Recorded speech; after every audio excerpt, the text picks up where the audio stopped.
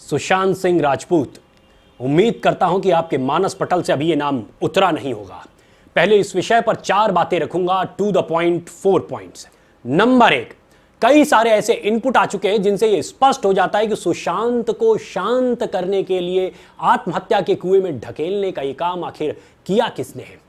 संजय निरुपम के ट्वीट से लेकर के कंगना रनावत के इस विषय पर वायरल वीडियो स्टेटमेंट की बात कर लें, या दबंग फिल्म के डायरेक्टर रहे अभिनव कश्यप से लेकर और भी जो बहुत सारे इनपुट आ रहे हैं, यदि उन्हें देखा जाए तो वो सब के सब इशारा इसी ओर कर रहे हैं कि ये काम किया है बॉलीवुड के लॉबीबाजों ने। हमें इन्हें आइडेंटिफाई करना होगा, बचना नहीं है इनके नाम लेने से। हमें इन्हें आइडेंटिफाई करके टारगेट करना होगा, और ये हैं करण जौहर और इनका धर्मा प्रोडक्शन, आदित्य चोपड़ा और इनका प्रोडक्शन हाउस यशराज फिल्म, इसके अलावा सलमान खान और उनका पूरा गैंग। सलमान खान के ऊपर आज तक न जाने कितनी एफआईआर हुई, लेकिन यह बंदा हमेशा बच के निकल जाता है, इसे भी टारगेट करना होगा। फिर शाहरुख खान, आमिर खान, सैफ अली खान और करण जौहर के चेले रणबीर सिंह। हमें यह पता होना चाहिए कि सुशांत से छिनी अधिकतर फिल्म्स रणबीर को ही दी गई थी। पॉइंट नंबर 2, मैं किसी भी सूरत में आत्महत्या का समर्थन नहीं करता हूं। किसी भी सूरत में मैं आत्महत्या का समर्थन नहीं करता हूं।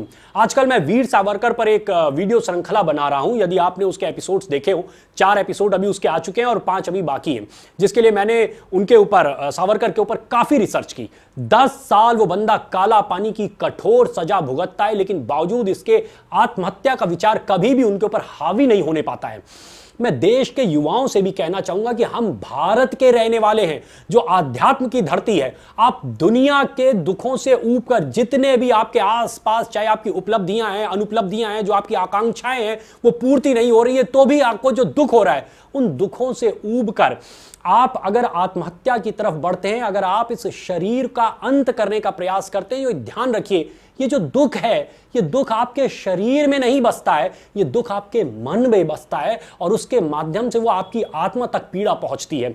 और आत्मा की हत्या संभव ही नहीं है, वो एक शरीर से दूसरे शरीर में चली जाती है, और आप जिस दुख से ऊब रहे थे, वो दुख भी उसी आत्मा के साथ दूसरे शरीर में ट्रांसफर हो जाता है। इसलिए ये जो शब्द है आत्महत्या, मैं तो कहता हूं ये शब्द ही गलत है। ये देह हत्या या शरीर हत्या होनी चाहिए। आप एक्चुअली शरीर की हत्या करके आप सोच रहे हैं आपने उस दुख का अंत कर दिया, वो संभव नहीं है।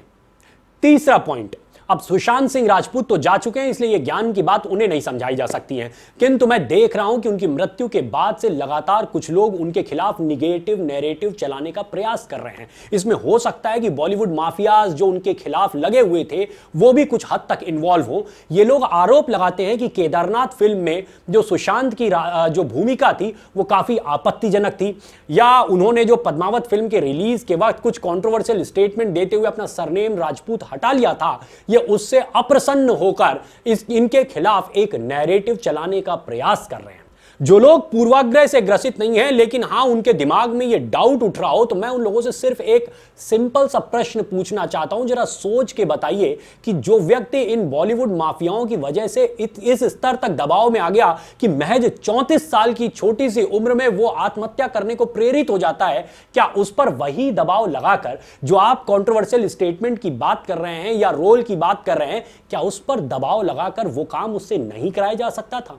आप जरा गौर से सोचिएगा, गहराई तक जाके सोचिएगा, आपको उत्तर स्वयं मिल जाएगा। चौथा पॉइंट, जिन लोगों को यह लगता है कि सुशांत के साथ गलत हुआ है, उनसे मेरा निवेदन है कि उसकी छूटी हुई अधूरी लड़ाई को अब हमें और आपको मिलकर लड़ना होगा। और कैसे यह लड़ाई हम लड़ सकते हैं, उसके 4 पॉइंट आपको देना चाह रहा हूं, ध्यान से सुनिएगा। कैसे लड़ेंगे हम लोग ये लड़ाई? हम लोग मिडिल क्लास या लोअर क्लास के लोग हैं, जिन्हें रोज कमाना और रोज खाना होता है। हमारे पास कोई 10 करोड़ या 20 करोड़ की संपत्ति नहीं रखी है कि हम घर बैठे रहेंगे और काम चलता रहेगा। पहली बात, कोई धरना नहीं करना है, कोई प्रदर्शन नहीं करना है, कोई पुतला नहीं फूकना है, दिमाग से खेलना है। हमारा लक्ष्य क्या है, पहले उसको समझिए। हमारा लक्ष्य है कि ये जितने बॉलीवुड के लॉबीबाज हैं, इनकी कमर तोड़ी जाए, इनको सड़क पे लाया जाए, इनके दिमाग ठिकाने लगाए जाए। तो कैसे किया जा सकता है, जरा ध्यान से सुनिए। 4 पॉइंट, केवल 4 पॉइंट बता रहा हूं। नंबर 1, जितने भी मैंने अभी आपको नाम गिनाए या कोई और नाम आपको लगता है तो वो भी आप इसमें जोड़ सकते हैं।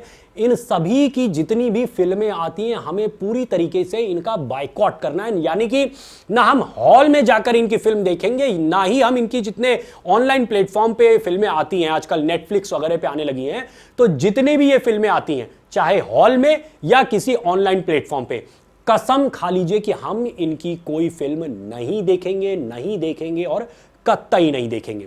अब प्रश्न किया जा सकता है कि भैया अभी तो वैसे भी कोरोना का समय चल रहा है, 6 महीने तक कोई हॉल वैसे भी नहीं जाने वाला है। ठीक है, ऑनलाइन पे अभी बायकॉट करिए। और इसके अलावा दूसरा पॉइंट आप सुनिए। दूसरा पॉइंट यह है कि सोशल मीडिया पर इन्हें तगड़ी पटकनी मारने की जरूरत है। और वो कैसे, जरा सुनिए। यदि आप इन्हें फेसबुक, ट्विटर, इंस्टाग्राम, जितने भी ऑनलाइन प्लेटफॉर्म हैं, इनमें से कहीं भी आप इनको फॉलो करते हैं, मैं तो नहीं करता हूं, लेकिन यदि आप करते हैं तो उन्हें तुरंत अनफॉलो करिए। इनकी जो फॉलोइंग वाला नंबर है कि 1 मिलियन 2 मिलियन लोग इन्हें फॉलो कर रहे हैं, ये फॉलोइंग वाला नंबर घटना चाहिए और बहुत तेजी से घटना चाहिए।